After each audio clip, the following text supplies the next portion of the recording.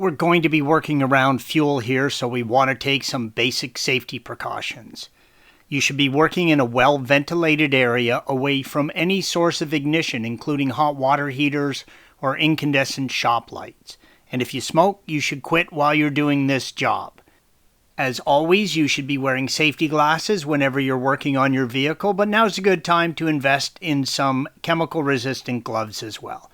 Most importantly, have a properly rated and fully charged fire extinguisher close at hand and know how to use it.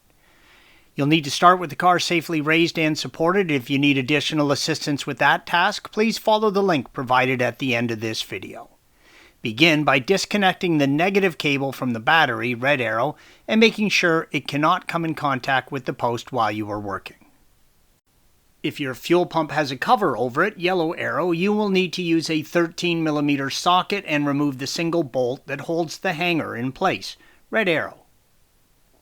The cover is made up of two sections. Remove the two Phillips head screws, red arrows, and separate the rear section of the cover, yellow arrow. This will give you access to the fuel supply line from the tank. Use a set of hose clamps and clamp the line off.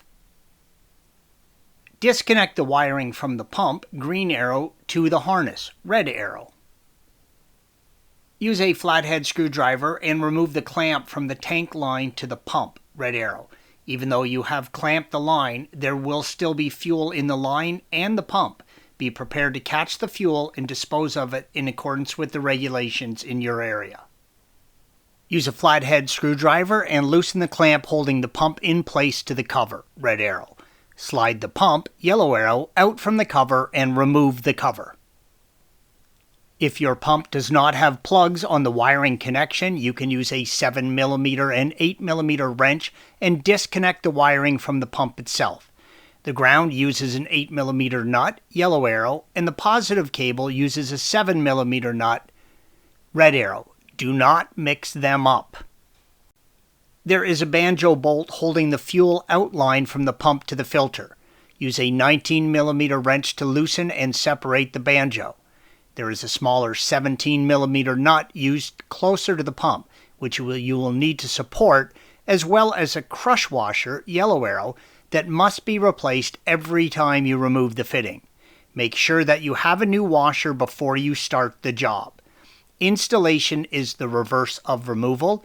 Do not over-tighten the clamp holding the pump in place. It can damage the performance of the pump. Expect the vehicle to run rough for a couple of seconds when you first start it as air is purged from the system. Thanks for watching. Be sure to subscribe to our channel and check out another video in this series.